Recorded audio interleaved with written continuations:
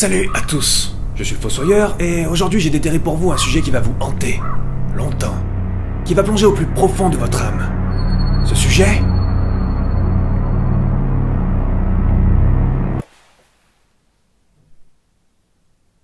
La peur au cinéma. La peur, avec le rire et la tristesse, c'est l'une des émotions fondamentales dans toute histoire, quel que soit le média par lequel elle est racontée. Ce n'est pas pour rien que les origines du cinéma d'épouvante sont décelables dès les origines du cinéma lui-même, notamment avec Georges Méliès qui signe, en 1896 et 1898, Le Manoir du Diable et la Caverne Maudite. Savoir quel est le premier réel film d'épouvante de l'histoire du cinéma reste toutefois un débat très disputé. Beaucoup estiment que ces films de Méliès relèvent plutôt des genres du fantastique et du mystère, et il faut attendre le début des années 20 pour assister à la première véritable ébullition d'un cinéma fondé sur la peur. 3 dates clés. D'abord, 1920. C'est la sortie du cabinet du docteur Caligari, une œuvre emblématique de ce qui a été appelé l'expressionnisme allemand. Avec son surréalisme noir et son ambiance plus lourde qu'un scénario de Michael Bay, c'est le film qui pose les premiers jalons de l'horreur comme genre cinématographique. Ensuite, 1922.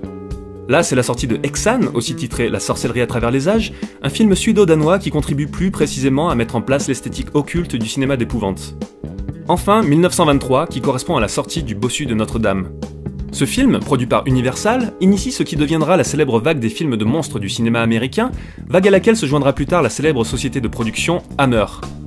L'étincelle du genre horrifique a donc été allumée en l'espace de 4 ans à peine, et après, c'est l'effet boule de neige. Cette difficulté à situer clairement les débuts du cinéma d'épouvante montre bien que le genre est assez difficile à identifier. Mais plus que le genre, c'est la notion de peur elle-même qui est difficile à saisir. Un peu comme ma... La peur au cinéma, c'est difficile à décrire, principalement pour 2 raisons. D'une part, parce que chaque spectateur sera sensible à des choses qui lui sont propres. Pour des raisons subjectives profondément liées à son vécu, chaque individu possédera une connexion avec certaines peurs et pas avec d'autres. La série des Paranormal Activity a été un bon exemple du côté qui tout double de la peur au cinéma. Quand le premier volet est sorti, il a déclenché les passions. D'un côté, ceux qui étaient terrifiés par le film, de l'autre, ceux qui clamaient qu'il était nul parce qu'il ne se passait rien, et entre les deux, à peu près personne. Ça veut dire quoi, il se passe rien? Non mais déjà, vous vous achetez de l'imagination, et si ça rentre pas dans la tête, vous la Ok? Il se passe plein de choses dans ce film, mais elles relèvent du détail, du subreptice. Si le fait qu'il se passe quelque chose implique forcément des effets énormes et des giclées de sang, je sais pas moi, devenez chirurgien urgentiste. Bref, Paranormal Activity a donc montré à quel point les imaginaires de la peur diffèrent d'une personne à une autre. D'autre part, la peur au cinéma est difficile à décrire dans la mesure où beaucoup de gens appellent peur ce qui n'en est pas forcément. La peur, c'est une émotion complexe. Au cinéma, elle génère donc pas mal de confusion. Et dans un contexte où la plupart des gens pensent qu'il n'y a que le cinéma d'épouvante qui est censé faire peur et où ça sont considérés comme des films d'horreur, je crois qu'il est grand temps de faire une petite mise au point. Bon, pour retourner le problème, qu'est-ce que la peur n'est pas déjà? Et déjà, ce n'est pas ça.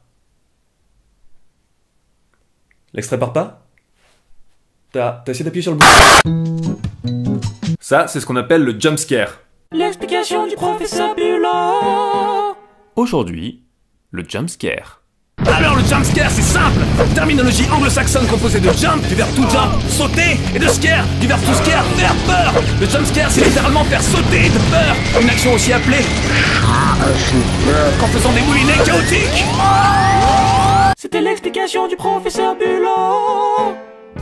Le jump scare, c'est cet éternel connard de chat qui bondit au milieu de l'écran sans prévenir. Puisqu'il consiste à surprendre, le jumpscare repose sur la technique du contre-pied. C'est-à-dire qu'il faut attendre que le spectateur pense que le danger est passé avant de lui envoyer la sauce en pleine face. Généralement, comme les spectateurs connaissent de mieux en mieux les ficelles des films d'épouvante, ils se font de moins en moins surprendre. Ils savent que quand la tension monte et se relâche en mode fausse alerte, le bordel arrivera forcément juste derrière.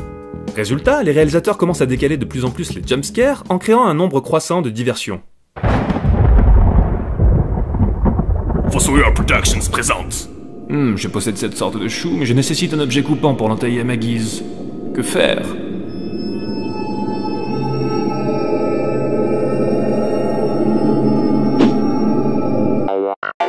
Un film tellement bourrin dans sa volonté de brouiller les pistes. Je possède cet artefact coupant. Me suis dit que vous en auriez peut-être une utilité.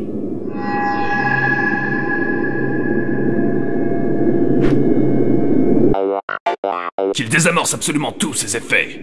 Bonjour, je suis une erreur de raccord et...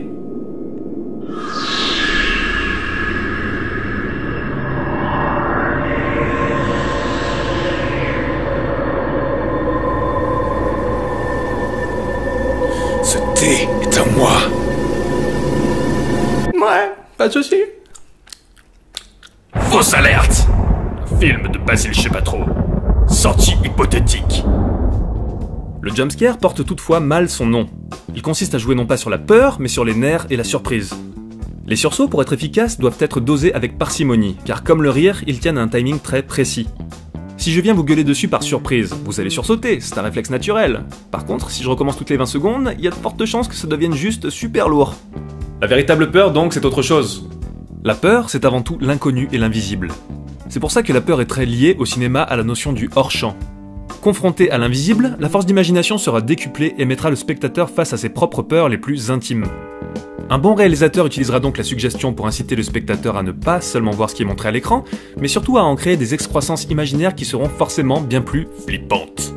C'est pour ça que savoir doser correctement la peur dans une œuvre est un travail d'orfèvre. Une bonne compréhension de la psychologie humaine est nécessaire. L'esprit humain, dans sa partie la plus primitive, est naturellement configuré pour ressentir de la méfiance ou de l'inconfort face à certaines choses qui vont être spontanément associées à une menace, même de manière inconsciente. C'est pour ça que certaines grandes figures de la peur existent de manière quasi identique et depuis très longtemps dans beaucoup de cultures folkloriques. Je prends pour exemple la figure du loup, qui depuis des siècles a été à l'origine de nombreuses légendes un peu partout en Europe, depuis le loup-garou jusqu'à la bête du Gévaudan, ou encore la figure des revenantes annonciatrices de mauvais présages, qui a donné entre autres le personnage de la Banshee dans la mythologie irlandaise, et celui de la Dame Blanche pour son versant, disons, plus moderne. Ou encore les figures du gorille et du yeti qui ont donné Ron Perlman. Tu crois qu'il regarde l'émission, Ron Perlman ? Le cinéma d'épouvante a toujours largement puisé dans ce bestiaire de l'inconscient collectif, et ce bestiaire, il se renouvelle constamment. Comme exemple, on peut prendre la figure du Slenderman, une sorte de démon sans visage, aux bras et aux jambes surdimensionnés, dont la popularité est grimpée en flèche sur internet ces dernières années, notamment à travers la web-série Marble Hornets. Le Slenderman est un phénomène plutôt récent dans le genre de l'épouvante, mais il s'appuie sur des figures anciennes, notamment sur celle du grand homme de la culture folklorique allemande. L'enfance est un moment particulier et décisif dans le rapport qu'entretiendra chaque individu à la peur, tout simplement parce que le monde n'a pas encore été rationalisé. Ce n'est pas pour rien que beaucoup de personnages importants dans les films d'épouvante sont des enfants. La figure de l'enfant nous connecte directement à des peurs ancestrales sans qu'on sache exactement pourquoi. Par exemple, c'est quoi le truc avec les jumelles? Pourquoi deux gamines identiques qui parlent à l'unisson font forcément autant flipper? Papa, tu viens jouer avec nous s'il te plaît? Ouais, pas maintenant les filles, j'ai pas le temps. Écoutez, après je... Papa, qu'est-ce qu'il y a? Ne me faites pas de mal! Pendant l'enfance, l'environnement est perçu à travers un regard et une imagination qui n'ont pas encore été freinés par les impératifs de la vie d'adulte. Et c'est à ce moment où tout semble possible que les peurs viscérales trouvent un terrain fertile pour se développer. Des peurs qui suivront probablement l'individu tout au long de sa vie à un niveau plus ou moins conscient. Beaucoup de gens ont été terrifiés, à un jeune âge, par un ou des films dont ils se souviennent toute leur vie. Et ces films, ils n'entrent pas forcément dans le domaine de l'épouvante. Par contre, ils entrent dans ta tête et détruisent ta vie. Et oui, la peur est loin de se cantonner seulement au cinéma d'horreur. D'ailleurs, c'est précisément le fait de la rencontrer hors de ce contexte qui la rendra encore plus puissante. C'est ce qu'on appelle les ruptures de ton.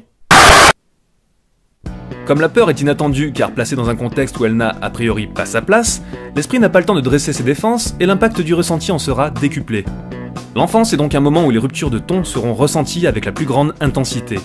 Sans recul, impossible de se rattacher à des repères fiables pour gérer l'inconnu. Donc autant vous dire que la rupture de ton, elle peut faire des dégâts.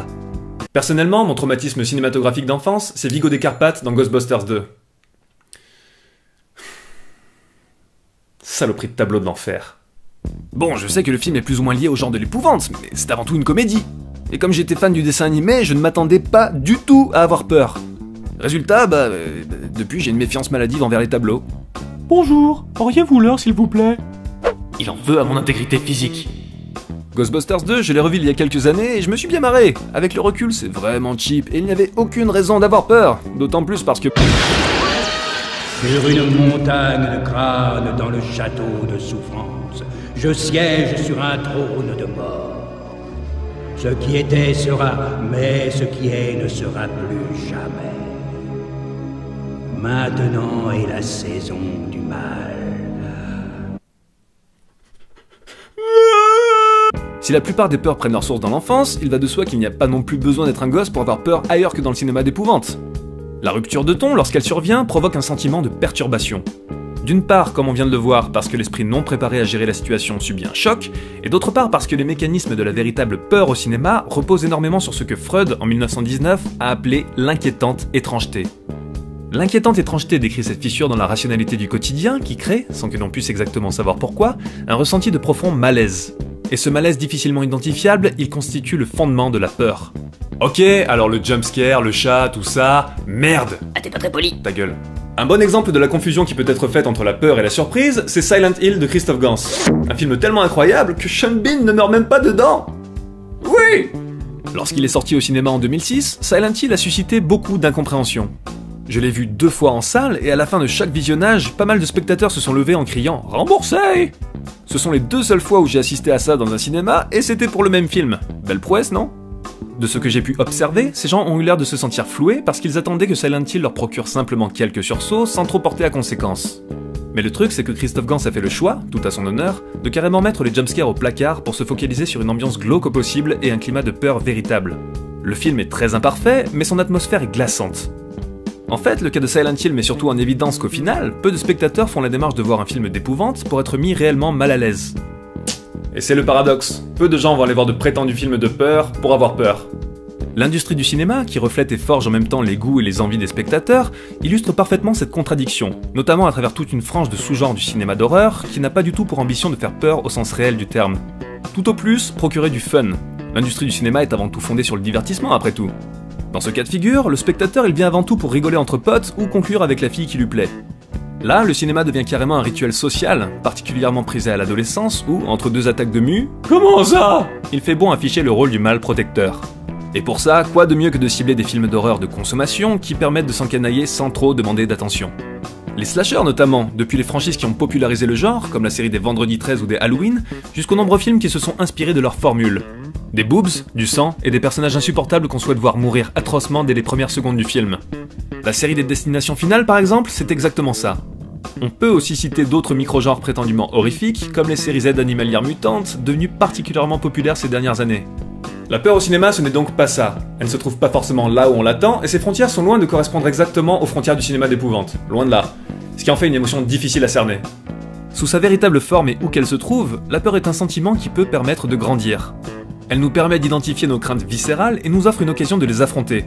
C'est ce qu'on appelle la catharsis, c'est-à-dire l'exorcisme des peurs et des pulsions par le biais de leur représentation dans les films. La peur et la surprise ne sont pas nécessairement incompatibles, comme le montre cette scène dantesque de Mulholland Drive qui est un pur moment de cauchemar dérangeant, mais posez-vous la question de ce que vous cherchez véritablement dans un film. Être mis à l'épreuve par une forme d'art radicale ou tranquillement vous changer les idées. Ce sont 2 démarches qui peuvent chacune donner une super expérience de cinéma, mais il ne faut pas les confondre. Comprendre les mécanismes basiques de la véritable peur au cinéma et de ce qu'on y recherche permettra non seulement de ne pas juger un film sur de mauvaises bases, mais aussi d'apprendre à mieux se connaître, en tant que spectateur, mais aussi en tant qu'individu au sens large. Et pour moi, ça passe par là. Je ne connaîtrai pas la peur car la peur tue l'esprit. La peur est la petite mort qui conduit à l'oblitération totale. J'affronterai ma peur. Je lui permettrai de passer sur moi, au travers de moi. Et lorsqu'elle sera passée, je tournerai mon œil intérieur sur mon chemin. Et là où elle sera passée, il n'y aura plus rien! Rien que moi!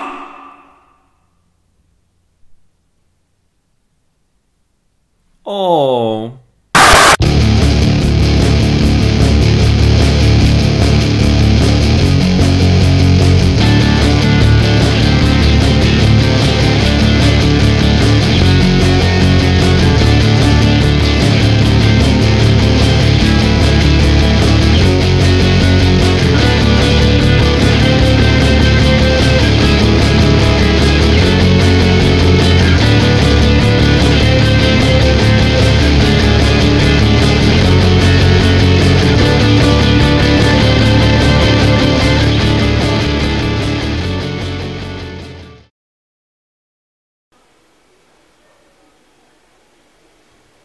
Tu fais quoi avec tes yeux? On dirait qu'on vient de mettre des colis.